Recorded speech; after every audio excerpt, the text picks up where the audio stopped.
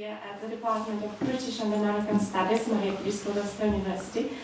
I would like to heartily welcome our special guest tonight, and Mr. Tanner Ripley from Montana and currently from Grodzisk Mazowiecki, who will tell you about Thanksgiving and its heritage. And since we are approaching Thanksgiving Day, that's a great occasion, and we are very happy for you to come and to have agreed to come and speak to us.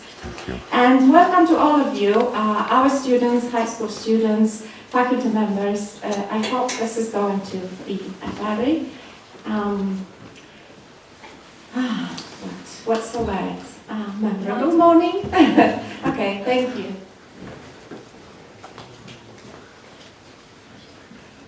Ladies and gentlemen, dear students, friends of American Corner, and most of all, our wonderful guests, as it is only proper for Thanksgiving, I would like to express my gratitude for having you all here with us. Mindfulness and practicing gratitude not once per year, but on a daily basis, so trendy these days, proves that there is some deep and universal wisdom in this holiday, or maybe even a recipe to live a good, happy, and meaningful life. Even though Thanksgiving has its origin hundreds of years ago on another continent, yet here in Poland, in the current situation, the essence of this holiday may feel so up-to-date and accurate, reminding us to sit at one table and share whatever we have with the newcomers to our country. I can verbally say that in our American Corner, we are hosting not only Americans and Poles, but nationals of countries from various continents. All these contacts, friendships, enrich us not only as an institution, but as human beings. One of these beautiful, treasured people is Tanner Ripley, whom we cordially welcome today, along with his lovely family. Former captain of the Montana State University football team and graduate of that university, graduate of the Master's Seminary, Tanner, his wife Brooke, and their 4 children. Brooke, hi. Harmony, hello. Hello. Margaret, Timothy, and Izzy, right over there, little one. I've been living in Grodzisk Mazowiecki since April 2024. Tanner's ancestor was John Eldon, one of the Pilgrims on the Mayflower ship, and the signatory of the Mayflower Compact. Tanner is extremely interested in spreading American culture and values in Poland, and is in the fascinating yet bumpy process of learning the Polish language. We truly admire you for even taking up the challenge, Tanner. Now it's your time to show off. The stage is yours. Oh, thank you.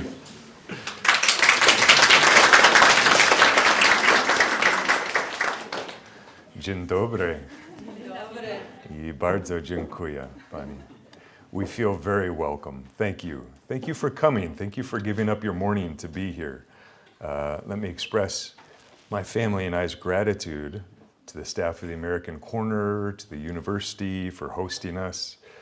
Let me just ask you at the beginning here, how many of you, by a show of hands, have been to some sort of American Thanksgiving event before? Okay, 1, 2, and my family. And perhaps you as well. Good. Anybody else? See any other hands? Well, I'm glad that you're here. Our cultures and countries share a number of, synonymous holidays and celebrations, overlapping traditions like Christmas. But I've come to realize how unique Thanksgiving really is. I don't think I'd given it much thought up until coming here, how uniquely of an American holiday this is. And usually I have one Thanksgiving every year. But wouldn't you know, our first year on Polish soil, I'll be having 3 Thanksgiving celebrations this year. Did one last week, and we'll do 2 Thanksgiving celebrations this week. And we're in Poland. It's ironic, but lovely. Thanksgiving is a time of feasting, a time of gratitude, but I've come to realize just how unique Thanksgiving is. After I graduated from university, I went on to study at seminary and was ordained as a pastor, but I had a real passion, still do, for students in your age group. Because, listen, my worldview was so profoundly shaped during my high school and college years. I think particularly at university. I first, in pastoral ministry, oversaw a group of about 200 college students primarily. And we would have every year a Thanksgiving celebration near the university at the church that I pastored. And Chista Studentów, about 300 students, około, would show up and we would feast. We would fill up this gymnasium and jedliśmy 20 wielkich indyków. Yeah, we would eat about 20 turkeys or more, and families would bring them in. I really like Thanksgiving. Bardzo lubię Thanksgiving. Ale, I don't know. I admit, I find it a little bit amazing that you would find such a fascination with Thanksgiving. That you would come here this morning is a little bit amazing to me as an American. Maybe you came to this lecture voluntarily, or maybe your teacher made you come to this lecture. In either case, I hope to make this time worth it. I hope this next 45 minutes, I'm going to set my watch, I hope it's worth it for you. I want to tell you about heritage, background, a little bit about myself. This lecture isn't about me. It's about a portion of American history and even what implications there may be in that history for you. But I think it'd be helpful for you to have a little bit more context about me as a teacher first. And by the way, it would help me if I'm speaking too fast or if I say a word that you don't understand, please just slip your hand up. I understand at the end there'll be about 10-15 minutes dla pytania, where you can ask questions of me, but feel free to slip your hand up in the meantime, okay? Especially if you don't understand something I'm about to say or I have said. As I said, nazywam się Tanner Ripley. This is my family. Moja rodzina I ja przeprowadziliśmy się tutaj około 7 miesięcy temu. Okay? Mieszkamy w Grodzisławiecku, and we are so glad, so happy to be here. Uczy się polskiego codziennie. Okay? I have a couple of my language tutors here in the back, the Machała family, and many people from our church helping me. We take private lessons in Warsaw. You'll forgive me as I stumble through my Polish language. I plan to incorporate some of it this morning. This is, as I said, my family, mam 4 dzieci. I played American football, futbol amerykański, dawno temu. Okay? This is a picture of the university where I played. Moja numer jest 59. So you can see myself there and up here celebrating a conference championship. This would be the first stadium that I ever played in. This is in Texas A&M. It's called the home of the 12th man. There's about 100,000 ludzi, 100,000 people packed into that stadium. This is my heritage. This is me, obviously, jadę na kone? Konno, dzięki. And a picture there of Montana. This is myself and obviously 2 of my children, Reba. This is some of my heritage. This is great-great-grandfather. I come from a long line of cowboys. Not everyone in Montana is a cowboy. In fact, few people in Montana are cowboys, but I happen to fit that stereotype. So in the middle is my father, moja tata, and on either side are grandparents, okay? I just thought this would be a helpful graphic for you to understand Montana. You understand? This is my state, Montana, and it's almost exactly the same size as Poland, okay? Inna jest Polska. You have about 40 million people. W Montania, we have tylko 1 million people. Okay, so there's 1 million people in a much larger area. It's very rural. Here's what I want to talk to you about this morning, and here's my outline. If you're taking notes or if you have questions, or if you're a teacher this morning and you want to give a quiz afterwards, here's your cheat sheet, okay? Imagine this. Dawno temu, około 410 years ago. Roughly 410 years ago. I know it's hard to imagine that long ago. Wiem, niektórzy z nas nie pamiętają, co jedliśmy wczoraj na obiad. It's difficult to remember what you had for lunch yesterday, but try to think back 410 years ago. There's an event in 1609 called the Hampton Court Conference. And the religious atmosphere is thick. It's heavy, it's weighty. This is an important conference. Why? What I'm trying to give you here is some of the historical context for what we're going to talk about. 50 years earlier, in the mid-1500s, many English Protestants had fled England during the persecutions of Mary I. And during the reign of Mary I from England, also known as Bloody Mary, as part of her efforts to restore Roman Catholicism to England, many Protestants had been hung or tortured or had to leave the country. Now many had returned, and they were trying to learn, are they going to have sympathies? Is there going to be religious tolerance under the new government? And they had appealed to the government for, if you can understand this, a purer church. Well, King James, the new king, made it clear that he wouldn't support this purification of the church, and the group of religious separatists called the Puritans were unhappy about this. And so a group of them in 1608, the separatists left the town of Scrooby, England, and moved quietly to Amsterdam, into Holland, in search of religious freedom. Okay? So when we talk about this historical context, we have to ask the question, why? Dlaczego? Why did the Pilgrims set out on their journey? What is the historical context for all this turkey and gravy and mashed potatoes and stuffing? Why did this happen? Now, when I was in high school, less so in college, but especially in high school, I'm just going to tell you a little secret. I did not like history. It was only at a later date that I began to understand how important history was. I think that's typical of Americans, maybe less so Poles. I think you may be more in touch with your history than Americans typically are. But this is so important to understanding the background. They leave England, this town of Scrooby, for a desire for religious freedom. So they move to Holland. Well, how do they find Holland? They find it free of interference from the government in their religion, but they find it a very difficult place for their families to live.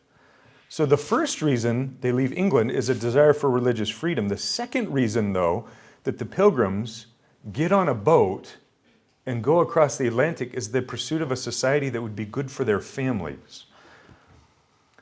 Pilgrim Puritan William Bradford commented on the difficulty of living in Holland. He talked about the great licentiousness of the youth. That's a massive word, but he wasn't liking the way that the young people were living in that area and the way it was influencing their family. Bradford lamented the evil examples around him and the temptations and the difficulty of the place. So England can't be home. Holland can't be home. Where should we go? Let's make a new England. That's what these Pilgrims, these Puritans thought. Let's make a new England.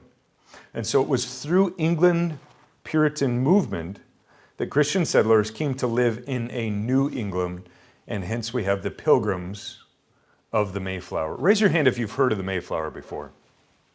Okay. This Mayflower was built not to carry people, but to carry supplies. It was about 90 meters long. It was about 30 meters long, 90 feet long. I'm still working on transitioning to the metric system, though I will admit it makes so much more sense than our system, doesn't it? It was about 30 meters long, 9 meters wide, weighed 180 tons. It was a four-mast ship. Okay, you can see this drawing of a four-mast ship here. It was carrying, anyone know about how many people? It was carrying about 90 people. Yes, just under 100. Yeah, 51 men, 20 boys, 20 women, 10 girls. Average age 32. Oldest age 63. Pilgrims got on this boat, and several other boats joined them, and they made an awful 66-day journey across the Atlantic Ocean.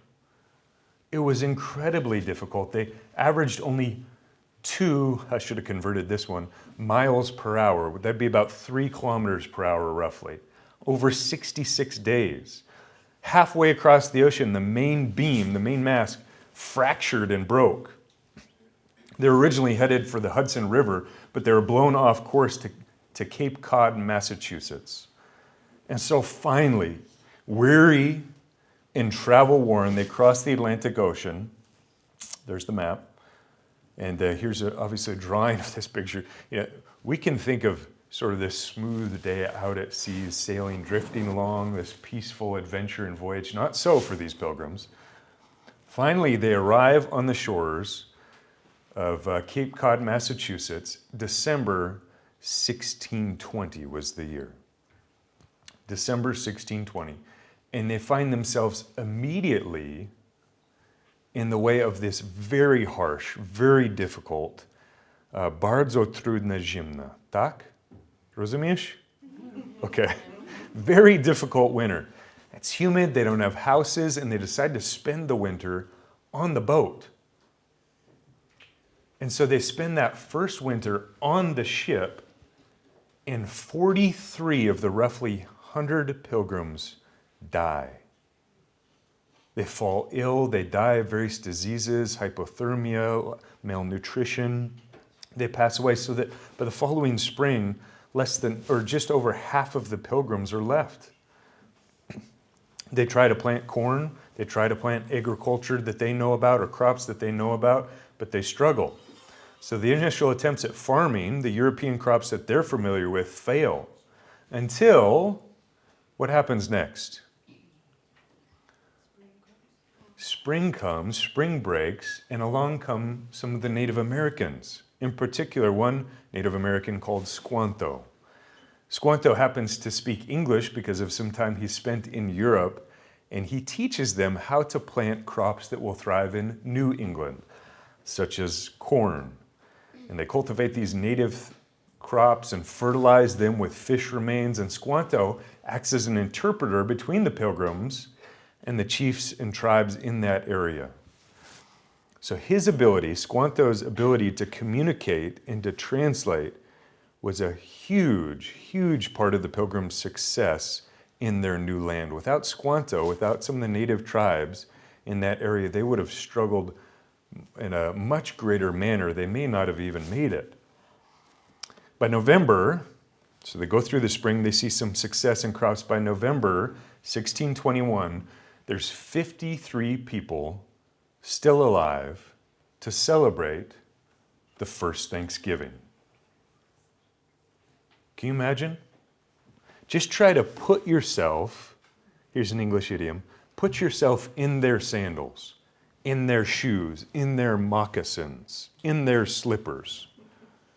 53 survive. Can you imagine the immense sense of gratitude that would have been in them? Yes? They have something to eat. They have something to drink. They have friends in this friendly tribe that they've made peace with in a peace treaty. Mutual support and respect between this tribe and these pilgrims. What a thankful day it must have been. The Wampanoag tribe in autumn 1621 had a 3-day Thanksgiving feast with these English Puritans. About 90 from the tribe of Wampanoag and 52 English colonists ate. Do you know what they ate? Anyone know what they ate on that first Thanksgiving? Must have been this, right? Oczywiście nie. Obviously wasn't. There's various pictures, depictions of this event of arriving because it was so dramatic of an arrival and then a struggle. Here's a depiction of the gratitude of the arrival. And still a place is commemorated. Plymouth Rock, the landing place of the pilgrims there. Another dramatic picture. Here's a depiction of this first Thanksgiving Obviously, we don't have any pictures of that time, and this is sort of a romanticized picture of what it was like or was not like. But they ate on that day not turkey, not indik, but deer, yeah, yellen, ducks and geese, fish, like cod and bass, native corn that Squanto had taught them about. There was no sweet potatoes, no pumpkin pie, no mashed potatoes. What was their gratitude about? Surviving, mere survival. And also to the tribes who had assisted them, particularly Squanto, who taught them these vital agricultural techniques.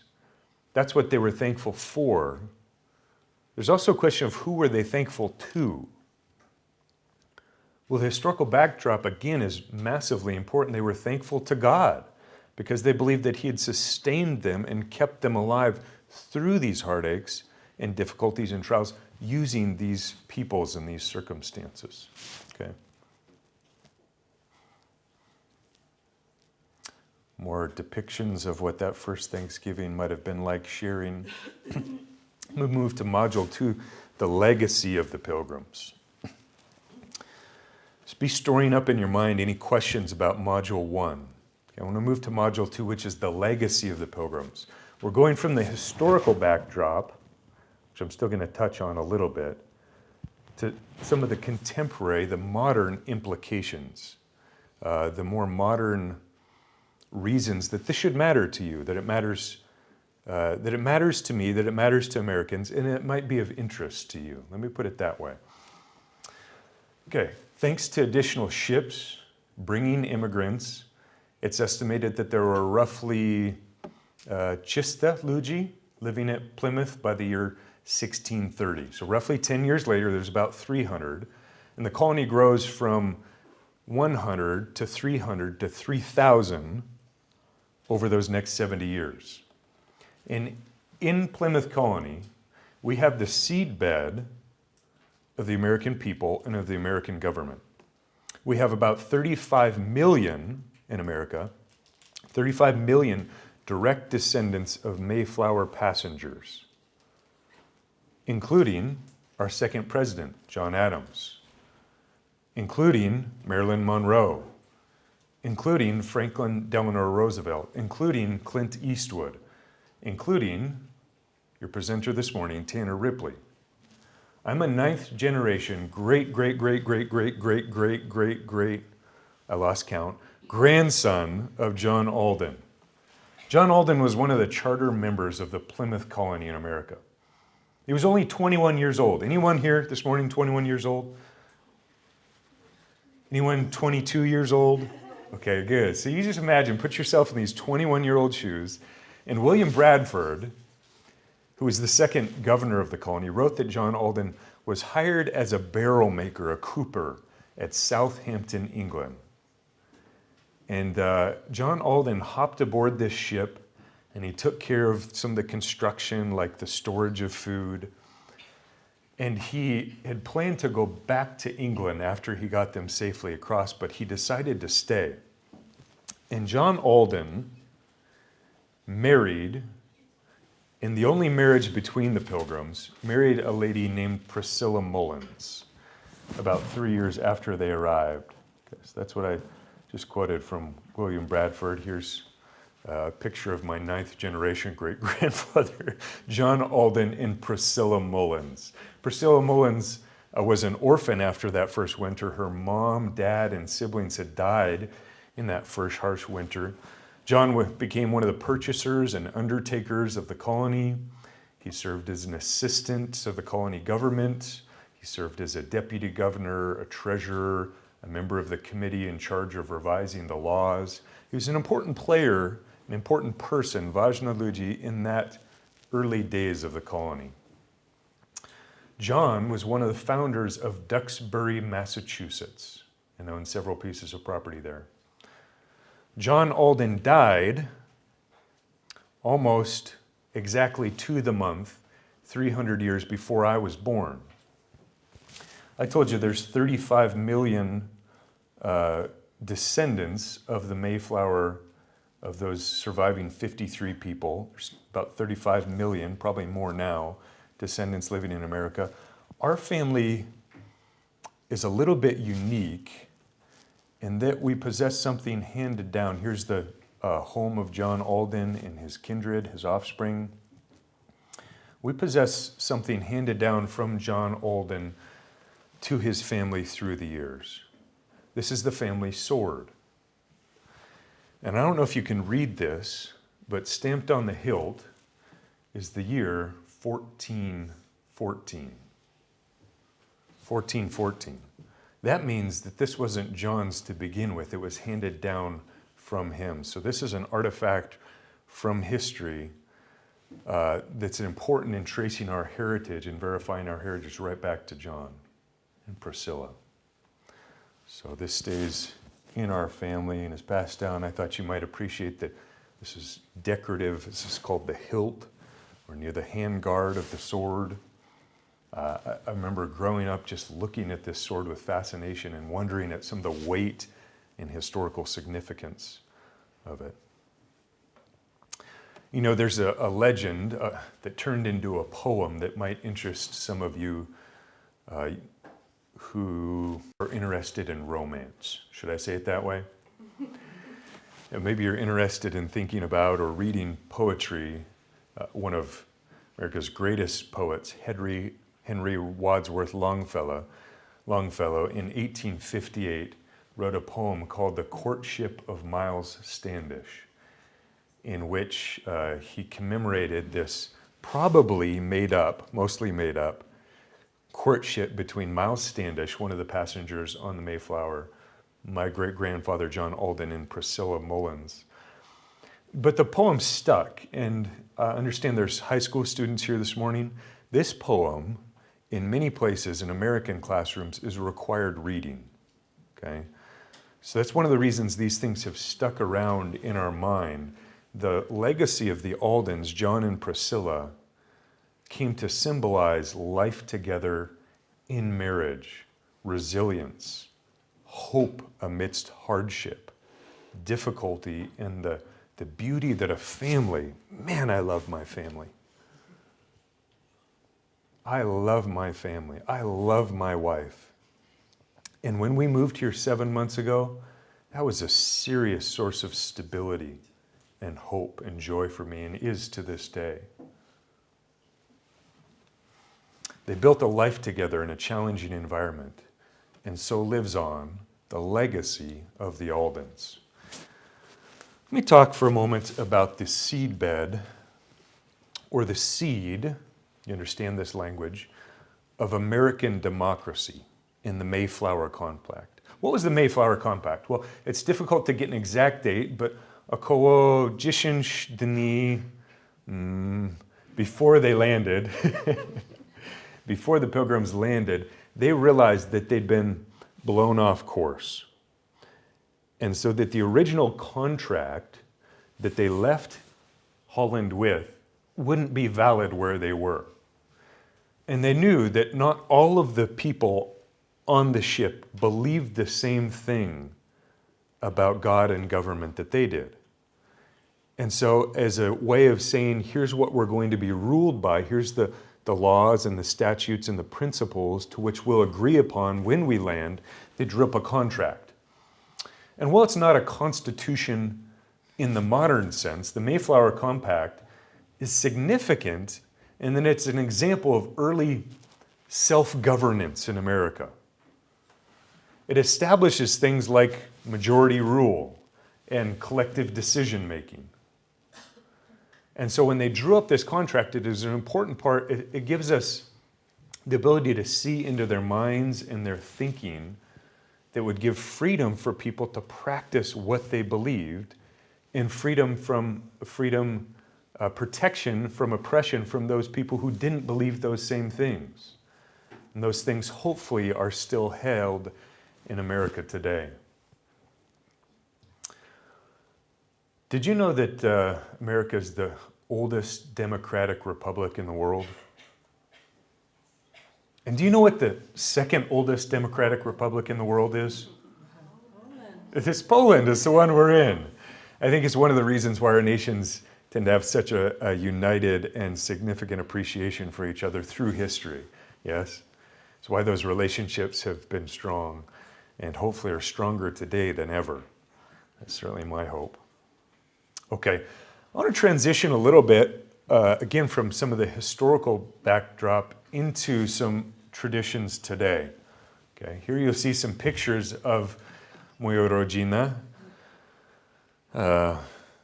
On Thanksgiving morning, we would often, our family would, nie pamiętam słowo, biegamy,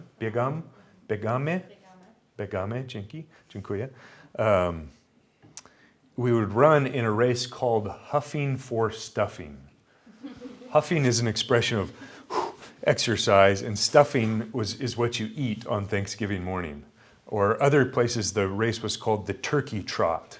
Okay, it was a comical way of saying, we're going to eat a whole bunch of food today. Let's get a little bit exercise in the morning before we go. We would play card games, and here's some of the feasting that occurs on that day. Dużo jedzenia, tak? Lots of pies. Chyba ciasto? Ciasto. I ciasteczko, i indyk. Bardzo jedzenia. I think that Thanksgiving today in America has lost most of its religious heritage and history, and it's centered around family. It's a time where loved ones come together and express general gratitude. Sadly, even that is overshadowed by much of commercialism or materialism in America. Sales like Black Friday come to people's mind, in which people begin to think of things, material things, that are here one day and gone tomorrow, rather than things that are more long-lasting, like family, or things that are eternal, like God. I want to talk a little bit about the continuing legacy of the Pilgrims in America through some of the things that came out of what they believed, taught, and lived. I have, according to this, about 15 minutes left. Has anything been unclear, or let me just pause and ask any questions thus far or clarifications? Okay, thank you for your attentiveness. Okay, what can we learn from the Pilgrims? What can we, in fact, before I go on to what we can learn from the Pilgrims, let me just ask real quick. Children, anything that I've missed or that you would want to say about Thanksgiving that you appreciate? You can ask me a question. How did the boat not hit a rock? Dobre pytanie, ważne pytanie. They parked the boat out in the deeper water, and then they took one of these smaller boats in close, yeah? So that big boat didn't get, remember we were just reading the book of Acts when Paul is imprisoned on the boat and his boat hits the rocks and gets broken up by the waves. God saves him, but yes, so that's maybe what you're thinking of. They parked the boat out farther and then they took these little ones in. Because remember, there wasn't very many pilgrims to even bring in from this big ship. Thank you for your question. It's a good one. Any other questions? Okay. All right. What can we learn from the Puritans? Well, I don't know what comes to your mind. So, Mishli, what do you think, or what do you think about when you hear the word Puritan? But in America, when someone hears the word Puritan, they think of stop doing that. Quit that, young man. Stop having fun. This is what they think of in America when they think of Puritans. There's a grave misunderstanding about Puritanism. Puritans were not opposed to fun. They were not opposed to fashion. They were not opposed to sports or recreation or the arts or the physical world or education. In fact, it's difficult to find out everything that happened on that first Thanksgiving, but from some of the best details, it seems like there was sports and games and target shooting and celebration with the native tribes, such that there was great recreation and enjoyment together. Puritanism was a youthful movement, a vigorous movement, which began as a specifically church movement in response to the compromises that the Puritans believed were happening in religion in England. And so they believed that there was confusion brought to who Jesus was and what he did, and the Puritans sought to remedy that. They sought to fix that in their own way. What did the Puritans do? Well, the Puritans called for greater devotion to Jesus and higher standards of personal living and personal holiness in the church. So as a result of what was happening in England and in other parts of the world, a great migration, that's what it's called, a great migration of Puritans took place as many left England to find religious freedom in the New World of North America.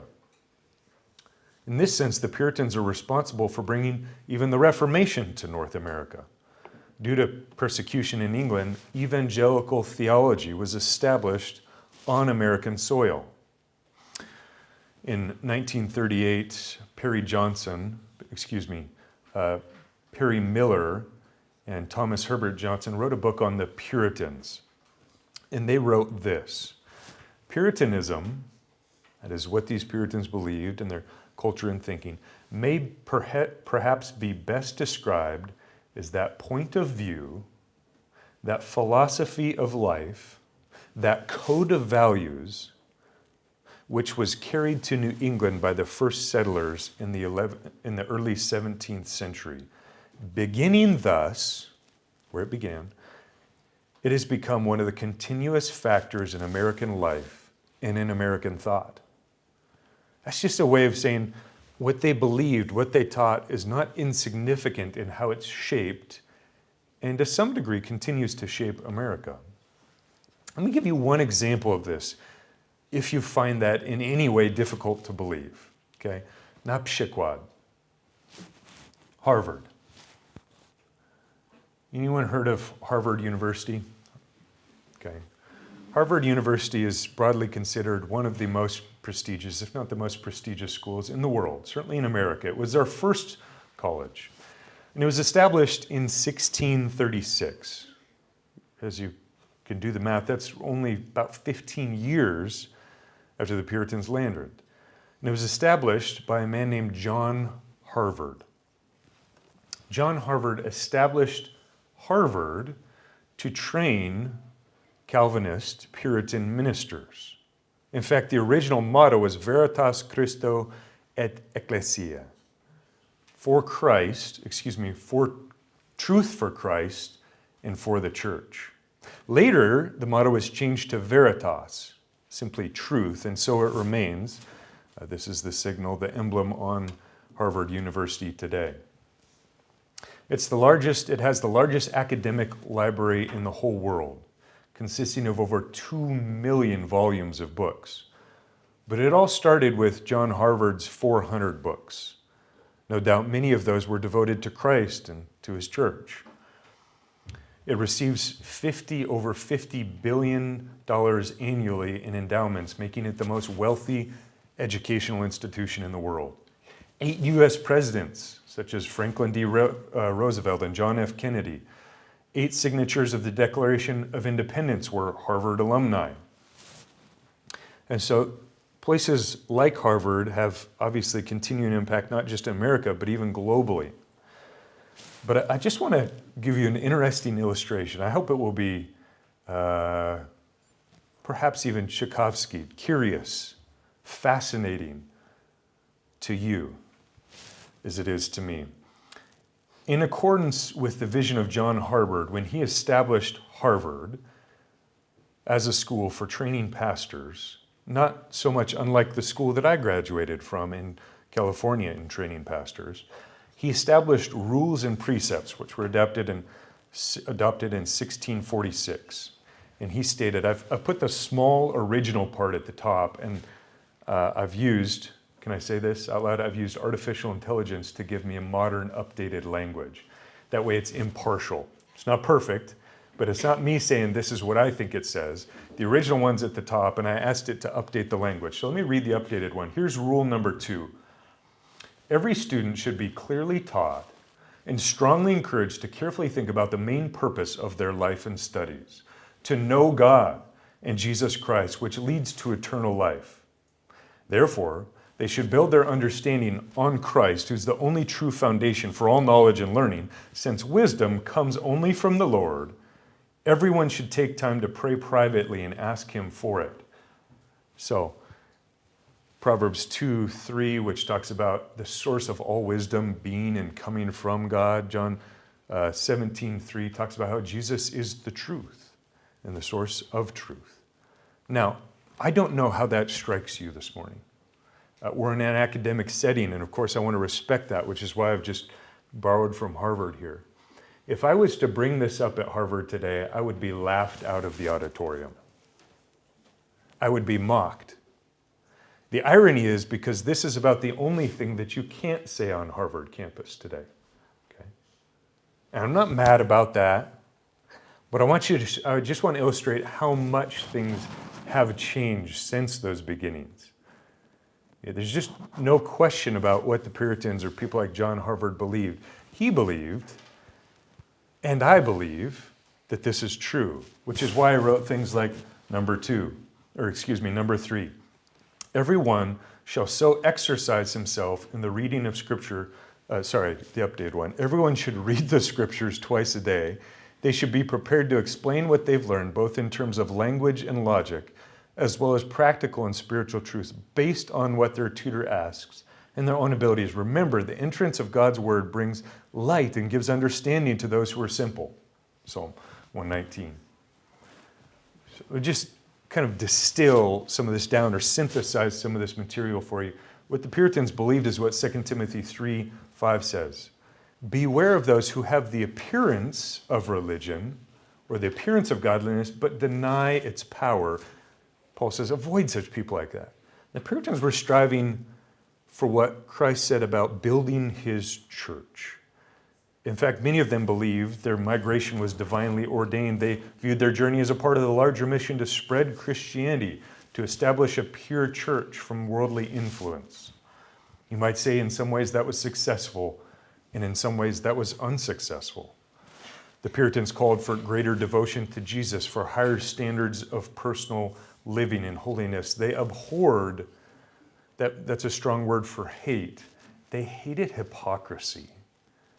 They hated things that looked and smelled of religion, but had no truth or substance or beauty in them. They were lovers of beauty and truth.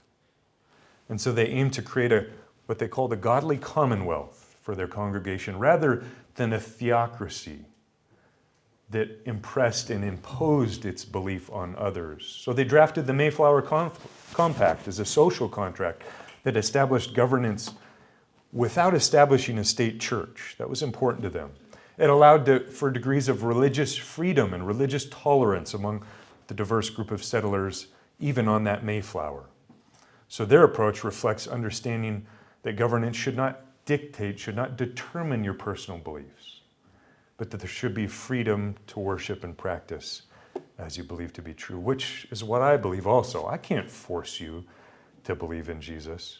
I can't force you to believe he is who he says he is, or he did what he did, or that loving and following and enjoying him, a decision that I made when I was your age in high school and college, was the best choice that I could have made. But I can tell you that's what John Harvard believed, and that's what many of these pilgrims taught and lived out. I hope this has been helpful from a historical context, from a background context, from a learning about America context. There's a lot more information out there that I could have sort of brought into this time, but I wanted to leave plenty of time to interact with you and give questions. It could be about anything. It could be about America. It could be about cowboys. It could be about Yellowstone. It could be about, food. It could be about anything that you want, or any part maybe that I didn't hit on in this presentation that you'd love to talk more about. Okay, so just move to, dlaczego. This is a question I get asked a lot. Why did I come to Poland? Well, the motto of Harvard is my motto, Veritas Christo et Ecclesia, truth for Christ and the church. The verse that guides me in my mission is going out for the sake of the name. What name? The name of Jesus. It's a verse from 3 John 8. So a pure church and greater devotion to Jesus is my passion. My life is short. It's small. I have no great personal importance. Just because I'm a descendant of John Alden doesn't mean that I'm all that. But this is my life, my vision, my passion, my love. And thank you for allowing me to share it with you. So questions, Patania, Thanksgiving, any of those things is open floor to you. Who's brave enough? Oh, thank you. It's very kind.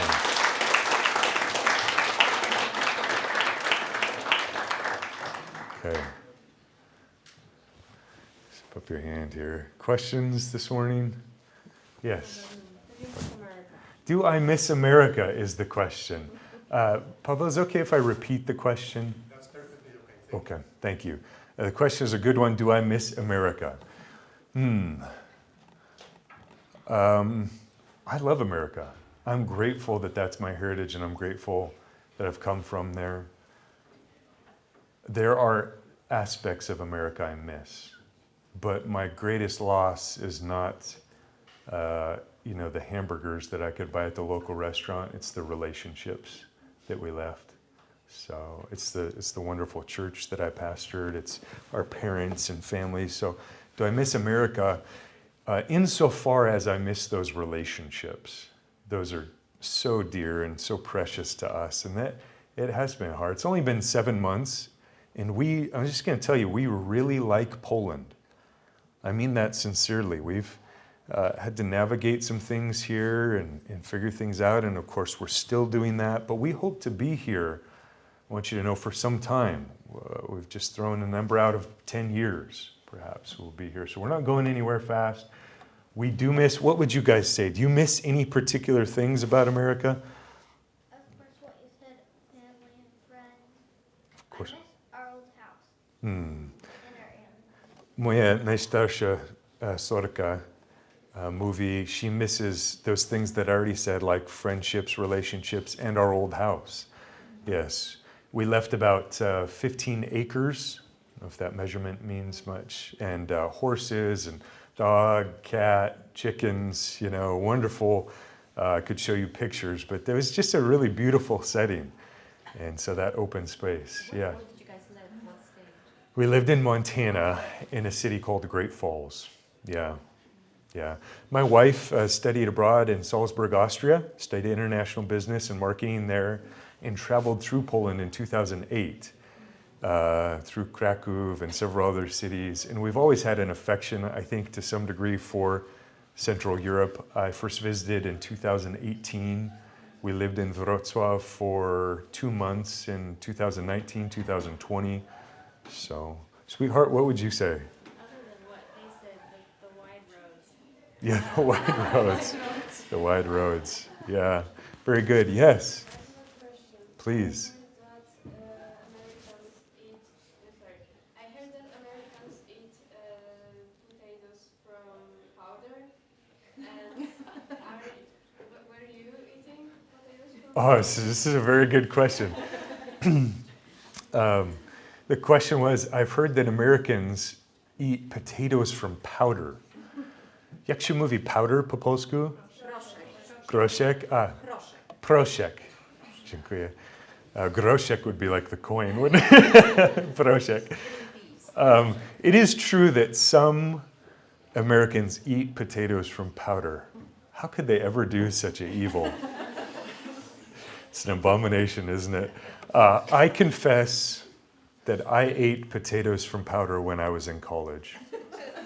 They were very cheap and very salty and very yummy.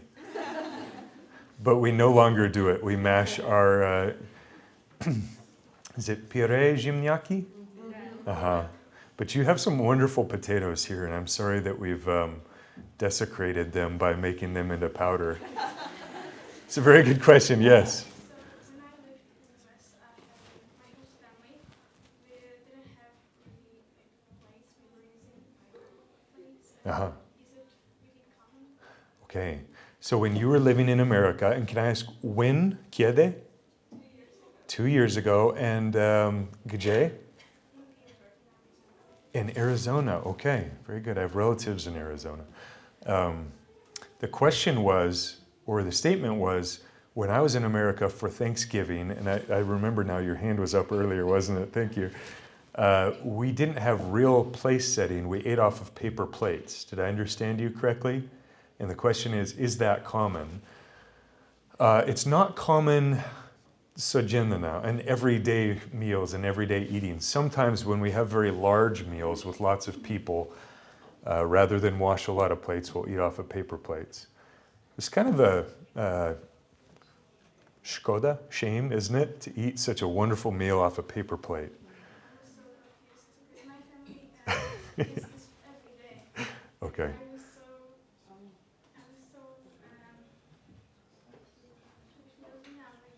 confused. Oh, confused, yeah. We had a lot of like I see. I see. So you eat off of paper plates every day. That would not be common. No, it would be common. It seems opposite. Like you would use the special plates for a special day. But no, sometimes we use papier talerz. Papierowy talerz. Dziękuję pani. Dziękuję. Yeah, great question, great observation. Maybe you can come visit again sometime and we'll serve you turkey on real plates. Okay. Other questions or comments, concerns? Yes, sir. So, why exactly did you choose Poland? Like, was it just because you already lived here, or was there another reason? Yeah, good question. Dlaczego Polska? Polski? Okay. Yeah, why Poland of all the places in the world that we could have gone? It's a good question, an important question in this sense. We had offers to go to other places like New Zealand or different places in the States where I could have moved to pastor. I think there's several reasons why we chose Poland. One is Brooke, moja żona, had visited here in 2008, as I said, when she was studying at a university in Austria, Salzburg. She had fond memories of it. You know, there's statistically, let me just be honest with you since you asked the question. Statistically, there's about 0.1% of Polish people who believe what I do.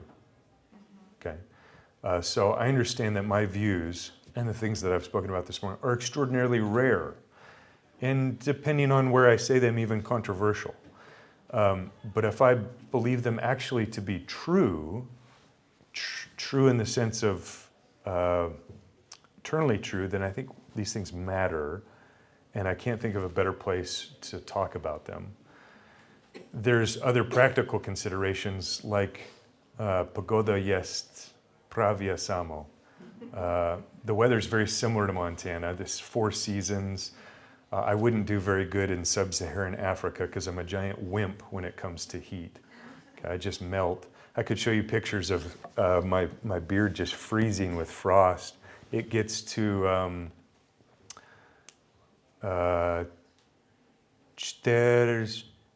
40 below stopni centigrade in Montana. Maybe only once every few years, but 20 degrees, 30 degrees below. So we didn't mind coming to a place that was cold. We love history, and Poland has such incredibly rich history. I have my bag at the back, but we're reading and studying a lot about Poland. We really want to understand your country better. We really like, and I think I can use the word respect, Poland. Warsaw is called the Phoenix city sometimes in the sense that it's risen out of the ashes.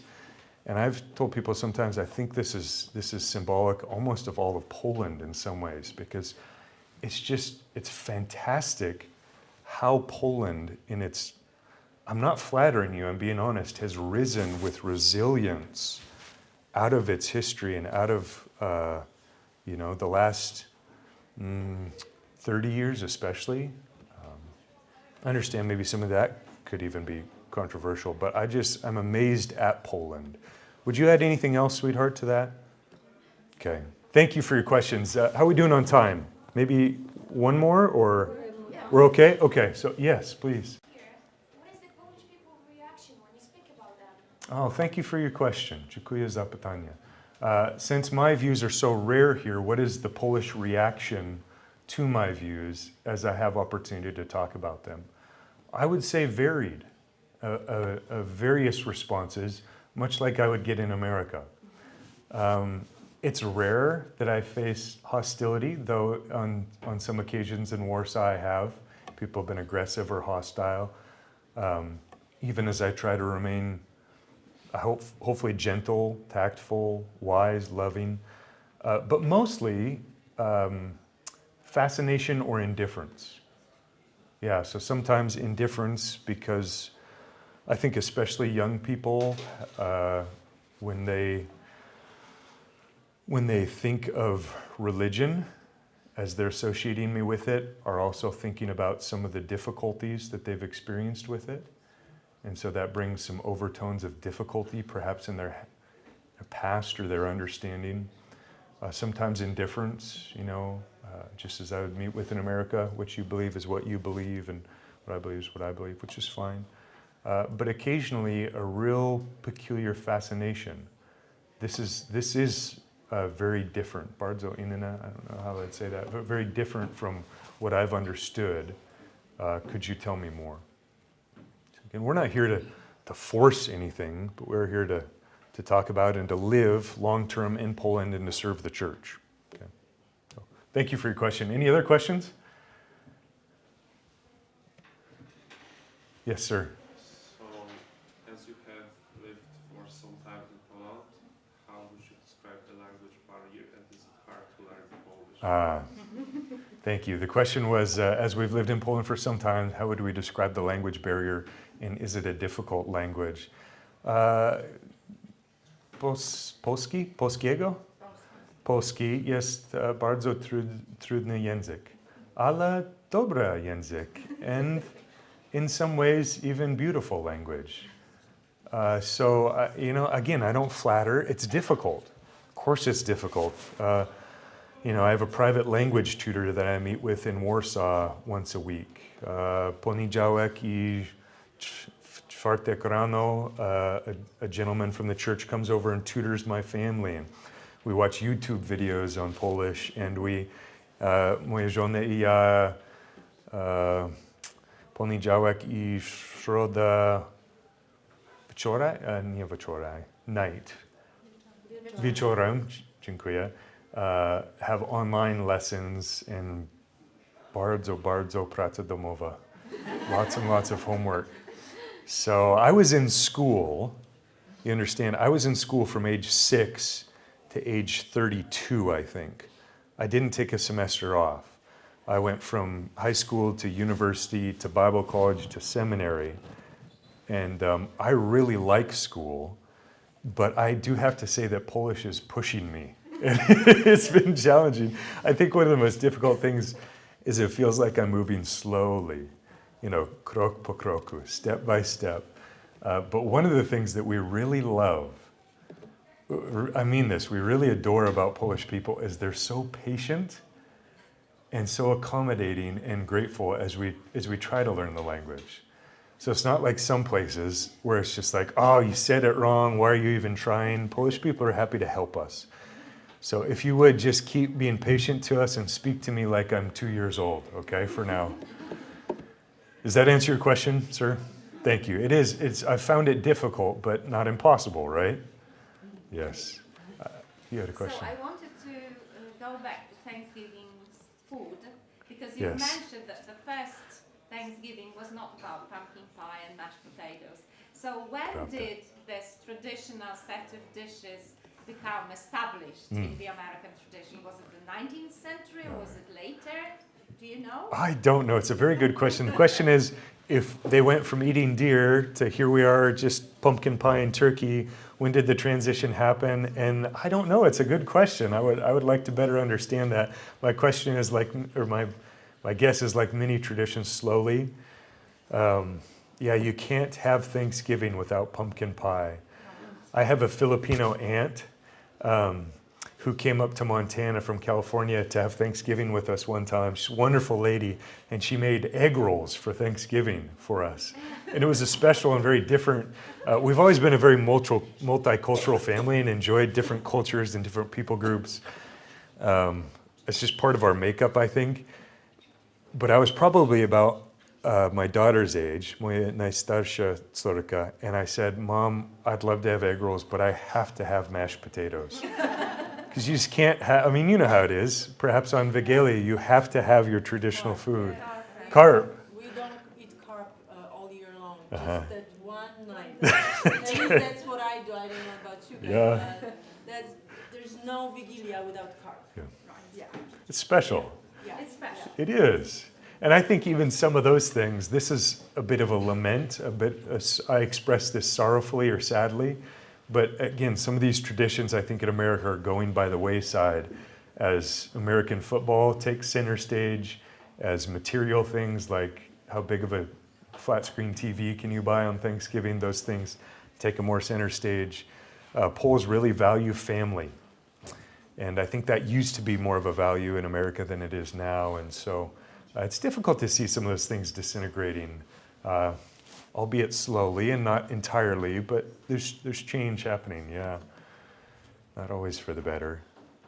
Okay, good questions. Any final questions? Brave enough souls in the back? Please, yes. I would also like to circle back to the Mayflower. Yes. I don't know if you know, but we actually make our students read of Plymouth Plantation. Oh, Right, wow. Fragments, Excellent. So they are familiar with Bradford. Yeah. Excellent. Bradford? Yes. Very good. Good journals he kept, right? Yes. Comparatively. Yeah, because our students here in the English department, they have to take this mandatory course in American literature. Wow. And we start with Bradford. Yeah, we start with Wow, I Bradford. didn't know. So I just wanted to say it's amazing to have you here. Oh, because- thank and you. Speaking about the legacy, because Oh. when we start the semester off with this text, they are not very enthusiastic. Sure. You put it mildly. Yeah. Yeah. So I just wanted to thank you for Sure. bringing Bradford back to life. Oh. And saying that it is important that we Oh. know these traditions because they do influence contemporary Absolutely. America, as you Bardzo ważne. And I suppose me trying to learn Polish is a bit like a Pole trying to learn 17th century English is even more difficult. The spelling is not consistent. The phonetics are varied. Yeah, Bradford took good journals, didn't he? And Alden was his deputy assistant for many years. So Bradford was kind of the front runner. It seems Alden was always kind of happy to play, if you like, second fiddle or second chair. And so he was. They had 10 children. They were by far the most prolific of the Pilgrims.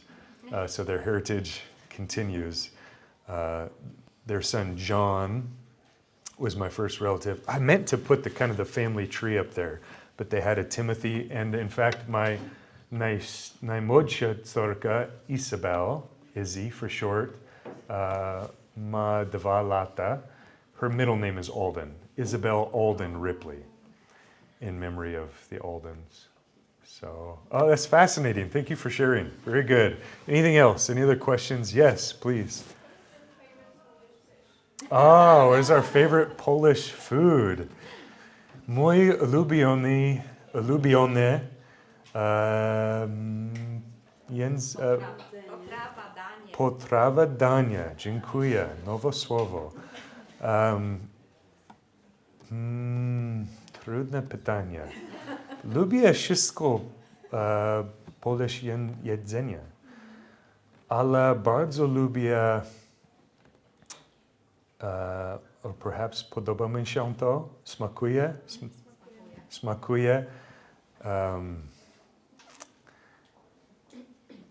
pierogi z szpinakiem. Szpinakiem, tak. I ser. Children, what would you say your favorite Polish food is? Ja też. Harmonies is, we share that in common, don't we? And Megs? Same. Sweetheart? Bigos. We like bigos. I naleśniki, Timek? I like spinach. Yes. We, always, zawsze, w poniedziałek, actually now w czwartek, na kolację, jemy tylko Polish food, only Polish food. And it's kind of English-Polish exchange here, isn't it? Does there any meaning to that Thursday day of the week? Like Thanksgiving, maybe? Oh, no, I said Thursday, didn't I? I meant Tuesday. Wtorek. Wtorek, dziękuję. And we only, at dinner, we can only speak in Polish. So we only eat Polish food, and we can only speak in Polish on Tuesday nights. And then on every Friday night, we have American food where I grill hamburgers and we talk in English. Okay, so, yeah. Great question. Thank you. Any other questions about our observations about Poland, our experiences, the Mayflower, the Pilgrims, any of this? Okay, I have a please. question. How would you encourage all of us here to go to Montana? Oh, please come and visit America. Yes. You know, there's so few people who live in Montana, but you understand America is so vast in its culture and its food and its landscape. Not many Montanans, almost no Montanan has been to every state, but many, I don't know if I could comfortably say most, but many Americans have been to Montana. It's a popular place to go and visit. There's 2 parks, Glacier National Park, which in my humble opinion is one of the most beautiful places on earth. We've been all over the world, Australia, Turkey, Latvia, Laos, Honduras, Brazil. I've seen a lot of places. Glacier National Park is worth, if you go to America. I mean, it's just my observation, I could be wrong, it's only my observation, that many Poles want to go to a coast like LA or New York. I would just say you won't get the best understanding of America in those places. Comes some other places, the gentleman from, was it Nebraska this morning? Is he still here? He said he had to leave early, so he might have left, but was it Nebraska? Okay. He may say come. Course on the Midwest this semester. Very good. Starting from the same premise. Uh-huh. Not only the 2 coasts. Yes, yes. So Yellowstone, there's a popular movie, series sitcom, Yellowstone. Great cinematography, very low accuracy, okay? So don't take your understanding of Montana from Hollywood. Please come and see it yourself, okay? Okay. Well, special thank you to Veronica and to all of you ladies. Thank you for your warm welcome. I mean it when I say it's been our pleasure. I hope this has been of some help, some interest to you. Our family plans to stick around for a little bit afterwards. If we can talk or engage at any level with you, if we can be of any help, please let us know. Will one of you be closing the time down or? Okay. I guess we are not officially closing. Okay. We are not closing. So okay. We just, what we do. Thank you. Okay. You're welcome.